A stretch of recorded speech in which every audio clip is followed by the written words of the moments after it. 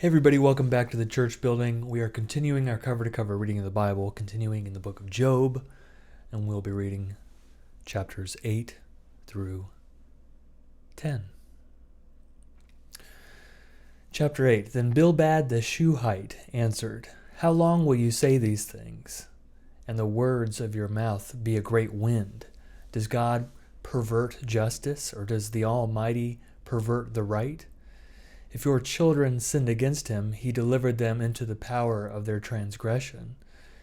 If you will seek God and make your supplication to the Almighty, if you are pure and upright, surely then he will rouse himself for you and restore to you your rightful place. Though your beginning was small, your latter days will be very great.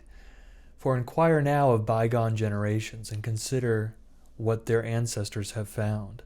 For we are but of yesterday, and we know nothing, for our days on earth are but a shadow. Will they not teach you and tell you and utter words out of their understanding?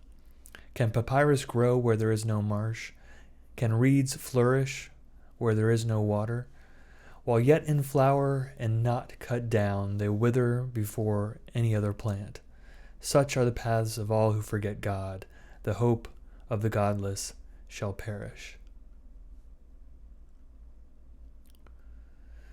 Their confidence is a gossamer, a spider's house, their trust. If one leans against its house, it will not stand. If one lays hold of it, it will not endure. The wicked thrive before the sun, and their shoots spread over the garden. Their roots twine around the stone heap. They live among the rocks. If they are destroyed from their place, then it will deny them, saying, I have never seen you. See, these are their happy ways, and out of the earth still others will spring. See, God will not reject a blameless person, nor take the hand of evildoers.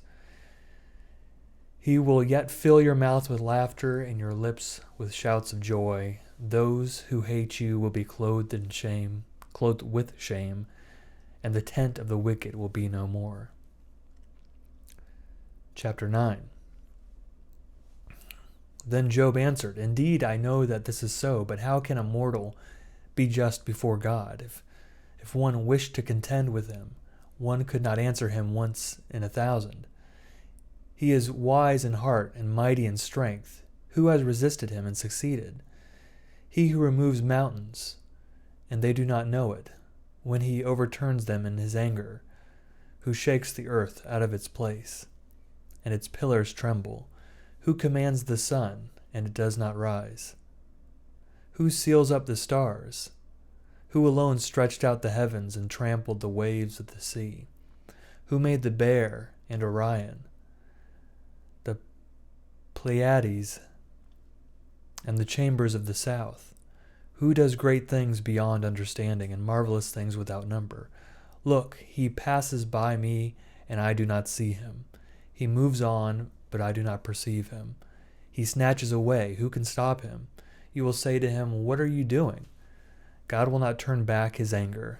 The helpers of Rahab bowed beneath him. How then can I answer him, choosing my words with him? Though I am innocent, I cannot answer him. I must appeal for mercy to my accuser. If I summoned him and he answered me, I do not believe that he would listen to my voice.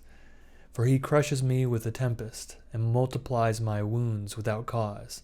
He will not let me get my breath, but fills me with bitterness. If it is a contest of strength, he is the strong one. If it is a matter of justice, who can summon him? Though I am innocent, my own mouth would condemn me. Though I am blameless, he would prove me perverse.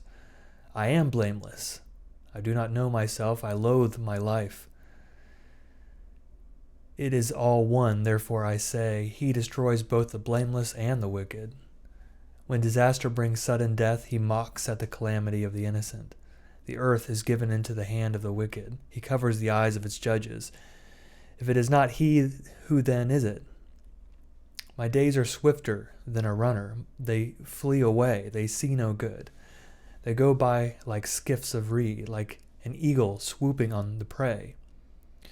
If I say I will forget my complaint, I will put off my sad countenance and be of good cheer, I become afraid of all my suffering. For I know you will not hold me innocent. I shall be condemned. Why then do I labor in vain? If I wash myself with soap and cleanse my hands with lye, yet you will plunge me into filth, and my own clothes will abhor me. For he is not immortal, as I am, that I might answer him, that we should come to trial together. There is no umpire between us who might lay his hand on us both. If he would take his rod away from me and not let dread of him terrify me, then I would speak without fear of him. For I know I am not what I thought to be. Chapter 10. I loathe my life. I will give free utterance to my complaint. I will speak in the bitterness of my soul. I will say to God, do not condemn me. Let me know why you contend against me.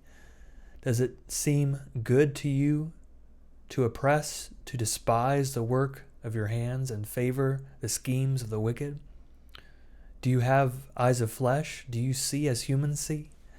Are your days like the days of mortals, or your years like human years, that you seek out my iniquity and search for my sin? Although you know that I am not guilty, and there is no one to deliver out of your hand. Your hands fashioned and made me, and now you turn and destroy me. Remember that you fashioned me like clay, and will you turn me to dust again? Did you not pour me out like milk and curdle me like cheese? You clothed me with skin and flesh, and knit me together with bones and sinews.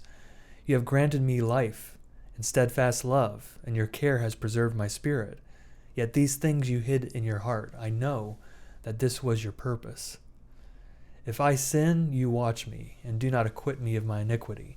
If I am wicked, woe to me. If I am righteous, I cannot lift up my head, for I am filled with disgrace, and look upon my affliction. Bold as a lion, you hunt me. You repeat your exploits against me. You renew your witnesses against me, and increase your vexation towards me. You bring fresh troops against me. Why did you bring me forth from the womb? Would that I had died before any eye had seen me, and were as though I had not been, carried from the womb to the grave. Are not the days of my life few? Let me alone, that I might find a little comfort before I go, never to return, to the land of gloom and deep darkness, the land of gloom and chaos, where light is like darkness.